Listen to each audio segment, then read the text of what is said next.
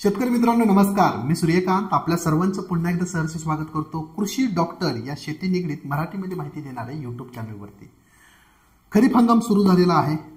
मागील हंगामामध्ये जो काही उन्हाळा होता त्याच्यामध्ये आपण जास्त व्हिडिओ टाकले नाहीत आपल्या चॅनलवरती, त्यासाठी मी तुमची माफी मागतो, परंतु हरकत नाही।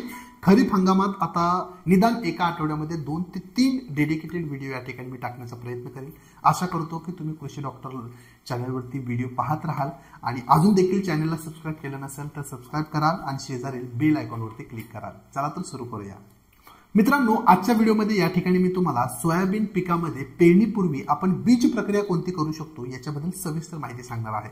सविस्तर माहिती म्हणजे काय, बीज प्रक्रिया म्हणजे नेमकं काय, बीज प्रक्रिया करण्यासाठी आपल्याला कोणकोणती सामग्री आपल्याकडे असणं आवश्यक आहे, बीज प्रक्रिया करण्याच्या कोणकोणत्या पद्धती आहेत, बीज प्रक्रिया करण्याची पद्धत नेमकी कोणती आहे म्हणजे डिटेल सविस्तर प्रोसेस काय आहे, आणि बीज प्रक्रिया केल्यानंतर आपल्याला सोयाबीन पिकामध्ये कोणकोणते फायदे होणार आहेत। त्यामुळे A to Z माहिती आहे। थोडासा वेळ काढा, माझी विनंती आहे हा व्हिडिओ पूर्ण पहा आणि व्हिडिओच्या शेवटी तुम्हाला जर माहिती आवडली तर हा व्हिडिओ शेअर नक्की करा। चला तर सुरू करूया। तर बीज प्रक्रिया म्हणजे काय बघा, कोणतंही बियाणं असो, उदाहरणार्थ या ठिकाणी आपण सोयाबीन बियाणं घेतलेलं आहे, तर सोयाबीन बियाणं पेरणीपूर्वी त्या बियाण्यांवरती आपण विशिष्ट औषधाची एक प्रक्रिया करत असतो, म्हणजे ते औषध त्या बियाण्यांवरती लावत असतो, त्या बियाणं पुन्हा नंतर सावलीमध्ये सुकवत असतो, मग त्यांचा आपण पेरणीसाठी वापर करत असतो। या प्रोसेसला आपण बीज प्रक्रिया असं म्हणतो। हे का करायचं तर त्या बियाण्यांवरती पेरणीनंतर ज्यावेळेस ते बियाणं मातीमध्ये जाईल तर सुरुवातीच्या अवस्थेमध्ये त्या मातीमधून उद्भवणारे जे काही कीड आणि रोग असतात ते आपल्या बियाण्यांना लागू नये याच्यासाठी आपण ही बीज प्रक्रिया करत असतो, किंवा आपल्या बियाण्यांची चांगली त्या ठिकाणी उगवण व्हावी आणि त्यांची वाढ व्हावी, हा देखील त्याच्या मागचा एक उद्देश असतो। तर सोयाबीन पिकामध्ये खास करून आपण किती वेगवेगळ्या प्रक्रिया करू शकतो। पहिली म्हणजे बुरशीनाशकाची प्रक्रिया, दुसरी म्हणजे कीटकनाशकाची प्रक्रिया आणि तिसरी म्हणजे जैविक प्रक्रिया। तर ह्या तिन्ही प्रक्रिया आपल्याला करायच्या आहेत का, तर हो, या तिन्ही प्रक्रिया आपल्याला सोयाबीनमध्ये करणं गरजेचं आहे आणि मगच आपल्याला त्याची पेरणी करायची आहे। ठीक आहे, आता प्रोसेस सविस्तरमध्ये आणि सोप्या भाषेत म्हणजे समजून घेऊया। सावलीमध्ये एक प्लास्टिकचा कागद टाका आणि तुम्हाला जेवढं बियाणं लागणार आहे ते बियाणं त्या ठिकाणी घ्या। बियाणं घेताना ते बियाणं निवडून घ्या, म्हणजे कडकं सडकं कुजलेलं बियाणं अगोदरच काढून टाका। काडी कचरा पाला पाचोळा दगड असतील तर ते देखील काढून घ्या। स्वस्त निरोगी बियाणं आपल्याला लागवडीसाठी निवडायचं आहे। त्याच्यानंतर आपल्याला त्याच्यावरती सर्वात अगोदर बुरशीनाशक एक टाकायचं आहे। बुरशीनाशकामध्ये तुम्ही कार्बोक्सिन 37.5% अधिक थायरम 37.5% WS फॉर्म्युलेशन मधलं बुरशीनाशक 30 ग्रॅम त्या ठिकाणी टाकू शकता। हे प्रमाण फक्त 10 किलो बियाण्यासाठी आहे। जर बियाणं वाढत असेल तर हे प्रमाण देखील त्या पटीत तुम्हाला वाढवावं लागेल। 10 किलो बियाण्यांप्रमाणे ते औषध त्याच्यावरती टाका बुरशीनाशक, मग हलकसं एका स्प्रे पंपाने पाणी त्याच्यावरती शिंपडा, जेणेकरून ते औषध त्या बियाण्यांवरती चिटकून राहील। प्लास्टिक कागद एका साईडला एका माणसानं पकडा, दुसऱ्या साईडला दुसऱ्या माणसानं पकडा आणि हलवा, झोका दिल्यासारखं ते बियाणं पूर्णपणे घुसळून घ्या। एक आपल्याला दक्षताची घ्यायची आहे की जे औषध आपण लावणार आहोत ते चांगल्या प्रकारे एकसमान पद्धतीने बियाण्यांवरती लागलं पाहिजे। मग ते तुम्हाला बियाणं घुसळल्यानंतर एकसमान लागल्यानंतर सावलीमध्ये 1 तासभर सुकवायचं आहे।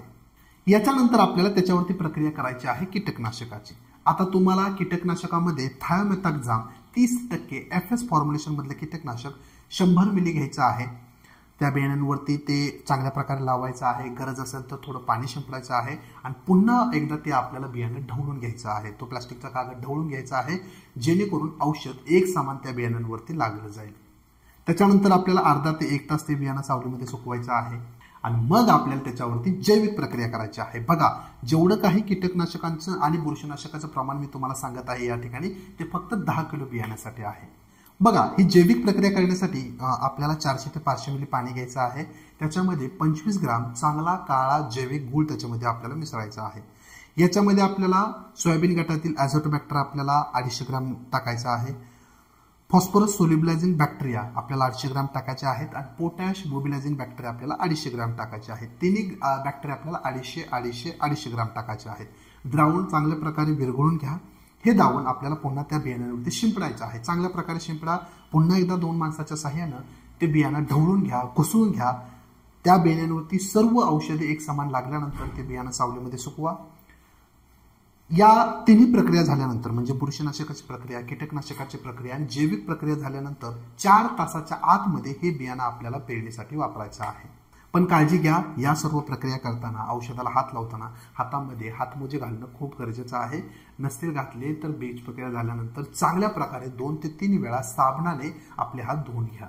तर आता प्रश्न येतो की ह्या प्रक्रिया नेमकं करायचं कशासाठी. शेतकरी मित्रांनो, हे जर तुम्ही तुमच्या सोयाबीन पिकामध्ये पेरणीपूर्वी केलं तुमच्या सोयाबीन बियाण्यांवरती, तर तुमची उगवण क्षमता चांगली होणार आहे. सुरुवातीला मर रोगाचा प्रादुर्भाव तुम्हाला कमी दिसणार आहे. सुरुवातीला जी काही रोपं पिवळी पडत असतात तो प्रॉब्लेम तुम्हाला दिसणार नाही. आपल्या बियाणं उगवल्यानंतर आपले जे रोपं असतात त्यांना फुटवा चांगला येणार आहे. पानांची रुंदी, लांबी तुम्हाला वाढलेली दिसून येणार आहे. एकंदरीत नुसती बीज प्रक्रिया जरी तुम्ही केली तर नक्कीच तुम्हाला उत्पादनामध्ये 20 ते 25% त्या ठिकाणी वाढ झालेली दिसून येईल. त्यामुळे शेतकरी मित्रांनो, यंदाच्या खरीप हंगामामध्ये बीज प्रक्रिया सोयाबीन पिकावरती पेरणीपूर्वी बियाण्यांवरती नक्की करा. बरेच शेतकरी प्रत्येक हंगामामध्ये याच्याबद्दल माहिती वाचत असतात, व्हिडिओ पाहत असतात, परंतु बीज प्रक्रिया करत नाही. माझी कळकळीची विनंती आहे, यंदा थोडासा अट्टास करा आणि बीज प्रक्रिया नक्की करा. चला तर माहिती या ठिकाणी संपत आहे. सोयाबीन पिकाबद्दल इतर कोणतेही प्रश्न तुमच्या मनामध्ये असतील तर डिस्क्रिप्शन बॉक्समध्ये कमेंट बॉक्समध्ये तुम्ही विचारा. त्यांच्यावरती मी नक्कीच तुम्हाला उत्तर देण्याचा प्रयत्न करेन. डिस्क्रिप्शन बॉक्समध्ये मी तुम्हाला कृषी डॉक्टर या व्हॉट्सअप ग्रुपची लिंक देखील टाकत आहे. ते क्लिक करा आणि आमच्या व्हॉट्सअप ग्रुपला देखील जॉईन व्हा.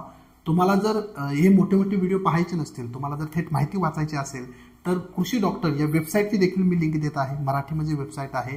त्या ठिकाणी तुम्हाला वेगवेगळे मराठीमध्ये 100हून अधिक लेख त्या ठिकाणी मी टाकलेले आहेत. ते देखील तुम्ही वाचू शकता.